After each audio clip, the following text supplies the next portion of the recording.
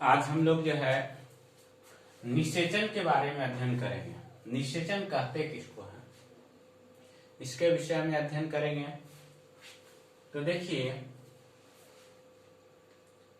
निषेचन जो हम लोग क्लास में पढ़े थे उसके आगे का ये वीडियो है ना। यहाँ तक हम लोग मेंस्ट्रुअल साइकिल तक अध्ययन किए थे। तो निषेचन का अध्ययन करना था, है ना। जो 2-3 टॉपिक छूटा हुआ है हम उसको बता देंगे सबका। तो आज हम लोग निषेचन के विषय में अध्ययन करेंगे। और निषेचन कहेंगे किसको? सब लोग जानते हैं निषेचन शुक्राणु और अंडाणु के संलयन को कहते हैं। तो निषेचन है कि शुक्राणु के साथ एक अंडाणु का संलयन निषेचन कहलाता है। क्या कहलाता है? निषेचन कहलाता है। देखिए, अंडाणु को एक ही शुक्राणु निषेचित कर सकता है, एक से अधिक शुक्राणु नहीं निषेचित करता है, क्योंकि जैसे ही निषेचित होता है वैसे ही अंडाणु के ऊपर अंडावरण बन जाता है, जिसे जोना पेलुसिडा कहते हैं। पेल्यूसिडा, जोना पेलुसिडा लेयर का जो है निर्माण हो जाता है। तो यह जो है दूसरा पॉइंट है कि फर्टिलाइजेशन की क्रिया कहाँ होता है। तो फर्टिलाइजेशन की क्रिया अंडवाहिनी के तुम्बिका क्षेत्र यानी एम्पुला रीजन भाग में होता है। देखिए, एक अंडवाहिनी होता है इस आकार का, और यहाँ पे एक जो है से एम्पुला रीजन होता है। यहाँ तो आपको फिम्बरी लगा हुआ है, झालर जिसको कहते हैं। यही जो है से आपको अंडाणु को जो है से कैच करता है। और जब अंडाणु एम्पुला भाग में जब आता है और शुक्राणु भी जब एम्पुला भाग में आता है और दोनों एक साथ एक समय जब एम्पुला के पास पहुंचता है, तभी जाकर निषेचन की क्रिया होती है। इसलिए आपको हर बार संभोग के बाद निषेचन नहीं होता है, क्योंकि एक साथ दोनों वहां पहुंच नहीं पाते हैं उस स्थान पर, जिसके कारण निषेचन नहीं हो पाता है। निषेचन नहीं हो पाता है। तो आगे हम लोग यह से तीसरा पॉइंट पढ़ेंगे कि अंडाणु और शुक्राणु जब एक साथ एम्पुलरी रीजन में, एम्पुलरी रीजन मतलब आपको तुम्बिका क्षेत्र हुआ, एम्पुलरी रीजन में, एम्पुला क्षेत्र में आता है, तब फर्टिलाइजेशन की क्रिया होती है। अंडाणु और शुक्राणु, ये एम्पुला भाग है। इस एम्पुला भाग में जब अंडाणु और शुक्राणु दोनों एक साथ आते हैं, तभी यहां निषेचन की क्रिया होती है। अन्यथा दोनों अलग अलग टाइम में आएंगे तो निषेचन की क्रिया नहीं होती है। चौथा पॉइंट है कि जब फर्टिलाइजेशन होता है तब अंडावरण यानी जोना पेलुसिडा, यानी जोना पेलुसिडा, वही लिखा हुआ है जोना पेलुसिडा के संपर्क में शुक्राणु आता है।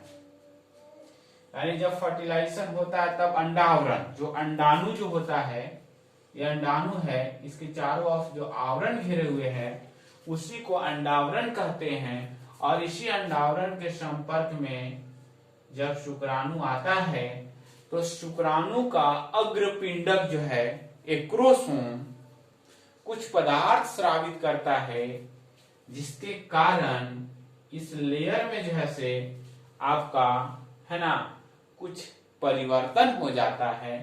और परिवर्तन होने के बाद अब यह अंडाणु आपको किसी दूसरे शुक्राणु से निषेचन की क्रिया नहीं कर सकता है। यही रीजन है कि बहुत अधिक संख्या में जो है शुक्राणु पहुंचते हैं, पर एक ही शुक्राणु से अंडाणु निषेचित होता है। ऐसा इसलिए होता है कि जो शुक्राणु का अग्रपिंडक यानी अग्रपिंडक एक्रोसोम होता है, जैसी अंडावरण, ये जो अंडावरण है के यानी जोना पेलुसिडा के जैसे ही संपर्क में आता है, तैसे ही जोना पेलुसिडा के आवरण में परिवर्तन होता है और वह परिवर्तन जो है दूसरे शुक्राणु को संपर्क में नहीं आने देता है, दूसरे शुक्राणु के संपर्क में नहीं आने देता है। तो अब देखिए तीसरा पॉइंट है, जब फर्टिलाइजेशन होता है तो अंडा आवरण जोना पेलुसिडा के संपर्क में शुक्राणु आता है और अतिरिक्त शुक्राणु को निषेचन से रोकने के लिए जोना पेलुसिडा लेयर में परिवर्तन ला देता है, जिसके कारण अंडाणु को दूसरे स्पर्म निषेचित नहीं कर पाता है ना, दूसरे स्पर्म निषेचित नहीं कर पाता है। और फर्टिलाइजेशन जब होता है, यानी जब फर्टिलाइजेशन के बाद द्वितीय अंडक में अर्धसूत्री विभाजन होता है, जब फर्टिलाइजेशन हो जाता है तब द्वितीय अंडक में अर्धसूत्री विभाजन की क्रिया होती है, यानी जो प्राथमिक अर्धसूत्री विभाजन का प्रोसेस संपन्न होता है, उसके बाद विभाजन की क्रिया रुक जाती है अर्धसूत्री विभाजन, और प्रथम अंडक का ही निर्माण होता है, द्वितीय अंडक बनता है। और उस द्वितीय अंडक में तब जो है आगे का विभाजन होता है जब अंडाणु शुक्राणु को निषेचित करता है, यानी अंडाणु को शुक्राणु क्या करता है, निषेचित करता है। अब देखिए कि फर्टिलाइजेशन के बाद द्वितीय अंडक अर्धसूत्री विभाजन होता है, स्पर्म और एग के न्यूक्लियस का संलयन होता है। अब क्या करेगा, जब द्वितीय अंडक में अर्धसूत्री विभाजन होगा तब जाकर एग का निर्माण होगा, और वह ओवम एग जो है से का न्यूक्लियस जो है, एग का न्यूक्लियस और स्पर्म का जो है न्यूक्लियस दोनों एक साथ आपस में मिल जाते हैं, जिससे आपका जाइगोट का निर्माण होता है। जब दोनों के केंद्रक आपस में मिलते हैं तब जाइगोट का निर्माण होता है।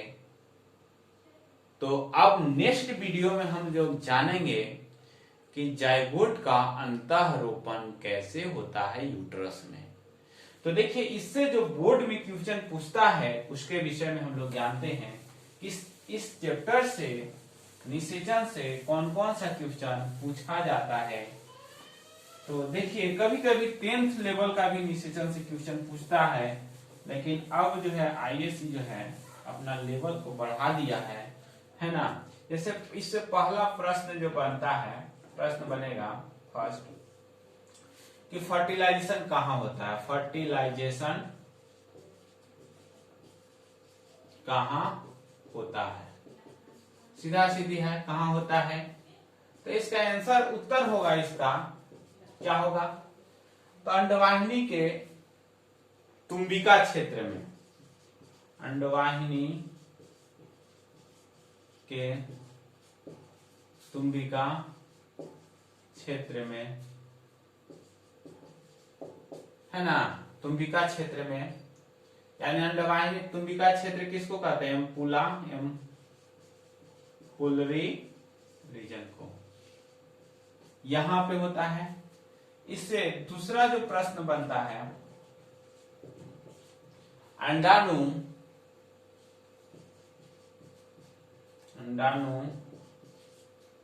को एक ही स्पर्म क्यों निषेचित करता है, निषेचित करता है। तो क्यों करता है तो हम बताएं, तो क्या होता है, एम्पुला कह रहे हैं, जोना पेलुसिडा के लेयर में, जोना पेलुसिडा लेयर में परिवर्तन होता है, परिवर्तन होने के कारण। देखिए जो जोना पेलुसिडा का लेयर में जो परिवर्तन होता है वह दूसरे अंडाणु को क्या करता है, निषेचित नहीं होने देता है। तो इस प्रकार से हमने जो है इस वीडियो का अध्ययन किए, और नेक्स्ट वीडियो जो हम आपको देंगे वह है कि यह जाइगोट का यूट्रस में किस प्रकार से अंतःरोपण होता है। ठीक है, तो जो स्टूडेंट इस वीडियो में देखेंगे, मेरे विद्यार्थी, मेरे स्टूडेंट, और जो इसमें कमी हुआ है वो कमेंट में लिखेंगे, और क्लास में जहां से हम छोड़े हैं उसी से हम आगे बढ़ रहे हैं। ठीक है, और दोस्तों को भी बोलिएगा देखने के लिए, जो छूटे हुए चैप्टर है, और हम इसका अध्ययन करेंगे। लगता है कि लॉकडाउन और आगे बढ़ेगा, है ना। अभी क्लास खुलने का कोई उम्मीद नहीं है, तो इसलिए हम लोग ऑनलाइन ही जैसे अध्ययन करेंगे।